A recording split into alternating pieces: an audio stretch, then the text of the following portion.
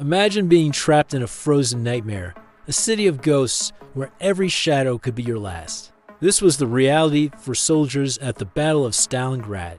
It started in the summer of 1942. Hitler's war machine rolled towards Stalingrad, a city on the Volga River. The plan was simple: seize the city, cut off Soviet oil supplies, and cripple the Red Army. On paper, it looked like a quick victory.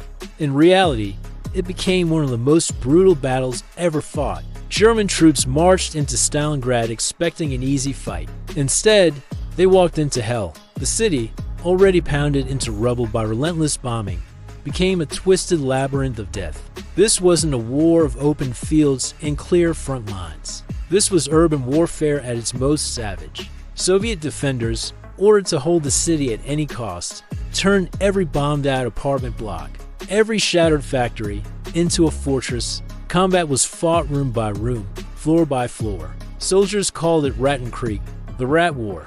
It felt like hunting an enemy through a sewer maze, where death could come from a sniper hidden in a pile of bricks, a grenade tossed through a hole in the ceiling, or an ambush in a pitch-black basement. There was no retreat, no surrender, only a desperate struggle for every inch of ground. Then, winter came, and with it, a new kind of horror.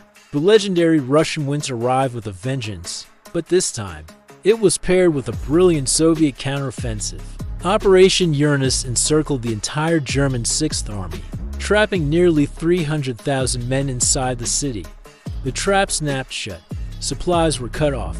No food, no ammunition, no medical aid. Just the biting cold, the endless snow, and the gnawing hunger. Soldiers froze to death in their foxholes. They ate their horses, then their belts. Some resorted to boiling wallpaper. Just for the paste, in makeshift field hospitals, amputations were performed without anesthesia. The wounded were often left to their fate in frozen basements, too weak to even cry for help. All the while, Soviet artillery pounded the city relentlessly, day and night. Hitler, in a bizarre gesture, promoted the German commander, Friedrich Paulus, to field marshal. The reason? No German field marshal had ever surrendered. But Paulus faced a grim reality, not a history book. He surrendered. Of the nearly 300,000 Axis soldiers who entered the cauldron, fewer than 100,000 survived to be taken prisoner. Of those, only about 5,000 would ever see their homes again. The Soviet cost was even more staggering, with casualties well over 1 million.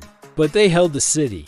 Stalingrad marked the beginning of the end for the Third Reich on the Eastern Front, a victory forged in rubble, ice, and unimaginable sacrifice. Thanks for watching. If you found this look into history compelling, please hit that like button and subscribe for more stories that should never be forgotten. See you next time.